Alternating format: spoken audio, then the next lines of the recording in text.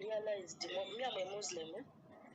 Batugamba wakitiibwa yatugamba mu Qur'an nti omuntu yenna akole ekintu ekibi in privacy Katonda amusonyiwa ate alimubiikirira teriyo omuntu alimuswaza. When I watched Adija Kigozi's video and then nezijukiramu engeri Katonda gye yankisaawo nga teri Banamawulire antunuzzaamu kamera. I was, oh God, you are always there for your people. You get the point? Remember bano abantu wadde beyaniira okuntunuzzaamu kamera embeera y'enkomero gimanyi tufeediva tegakyeraffe ababeera ku bizigo bakukwata tolina bizigo era of course atufeedi okitegeera okubeera nga tebasiga kizigo nga sikine badde bayidde ekizigo naye nokumanya Katonda talya nguzi yabampisa kulitalaba teri yamanya na butya bwe nafuluma kisaawa kya Entebbe naye ate nga ndi outside kisaawa ky'Entebbe era point n'abantu abasinga bamanyi byakusaaga ate abantu abasinga obunye tebakkiriza nti ndi mu Uganda naye bamanyi byakusaaga bayirawo nsaba Mukama Katonda atulize embeera eno gye tulimu tugiveemu naye ne bakati yambikirira buli ayagala okuntunuzaamu kamera ndabise yasemba naye oweddaani wano ndaba mu vidiyo neŋŋamba naye Mukama sobodde n'okusekako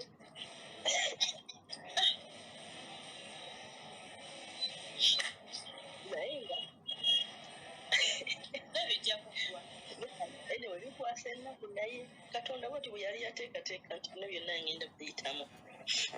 tejja kuba tewali kitaggwa tewali kibeerawo ate nga nekirina tekigenda kuggwa tewali kitaggwa kyobamanya n'ekikulu byonna kasita oba olina obulamu kati emisango babagisa mu kooti weggwako abate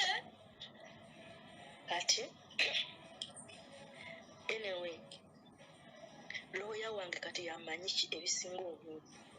kubanga olwaleero luno alina kubeera wano ssaawa obanga 7-8 so kati looya njagala mu miitingeko omubuuza omusango bagutuusiza wa era nga bumanyi looya tasobola kugozamu tasobola butakuzaamu maanyi abeerawo n'akugamba take ati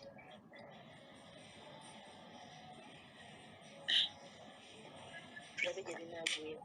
ate abantu sibamba ate nno nga ekikutuusizaawo bantu kuyamba ekyo ekikutuusizaawo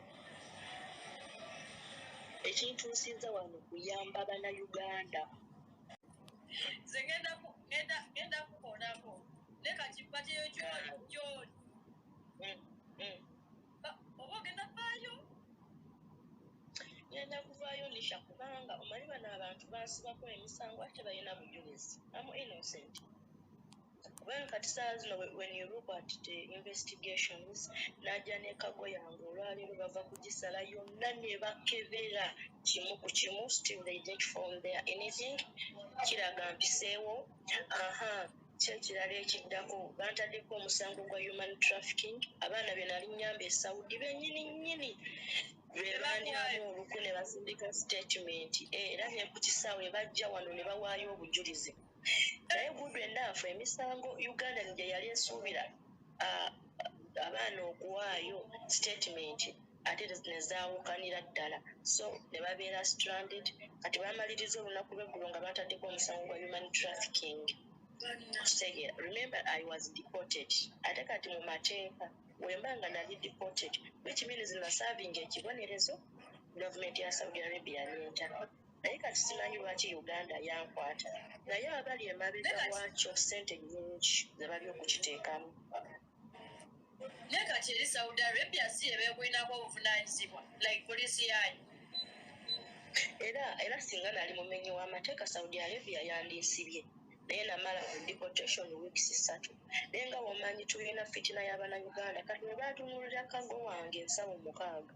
Wabali bamanyi nti nina ebyamaguzi byenkukosa Uganda bakubiikula baagi emu ng'ejjudde makeup buli omu n'akwatamu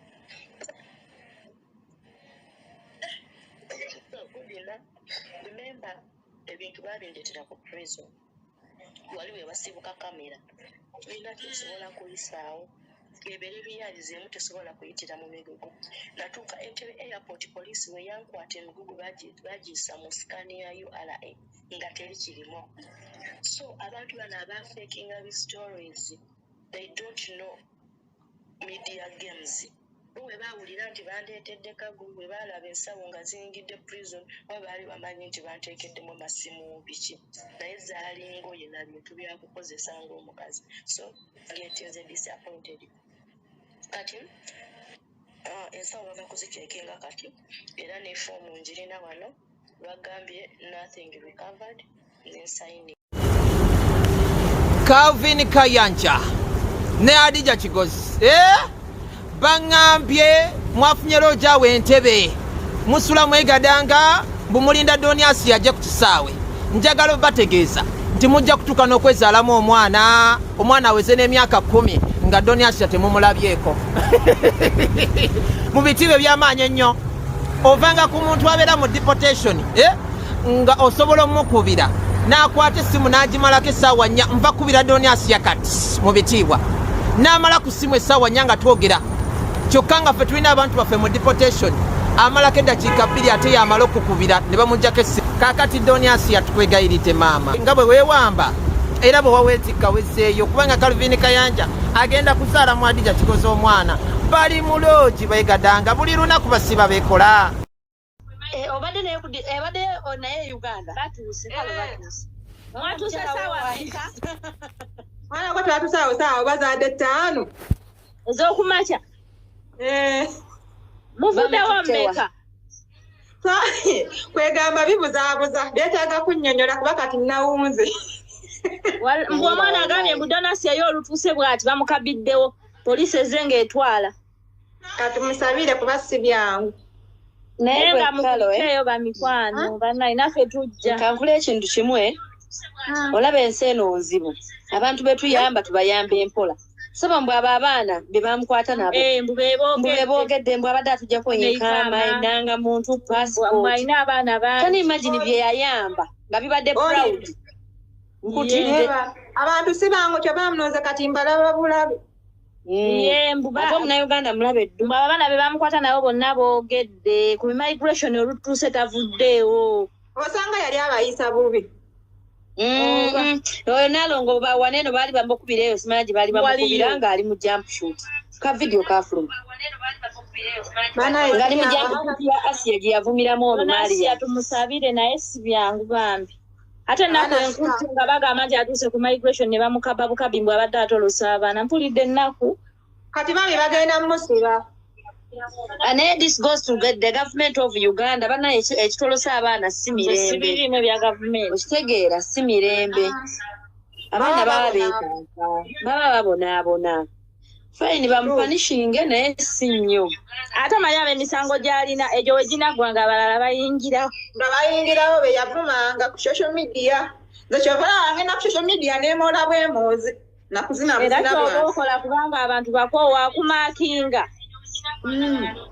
beera awo neemola naye nzina obuzina bwange kalaasi Doniasi yamune olutuuse ku migration nga babaka musabire baabe simwagaliza kukomera despite of the fact nti yali atuvuma bambi nange kinnumye nga bamutadde mu komera lya Uganda yakava namuli eno tannalaba ku mwana oba mamaye ng'ate bakava Uganda ebeeremu ne kisa bambi si byangu naye naabo abaana bakoze bubi tebandibadde nga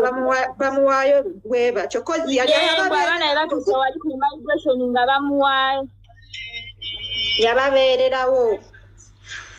katusabe Katonda ayinza byonna Katonda yata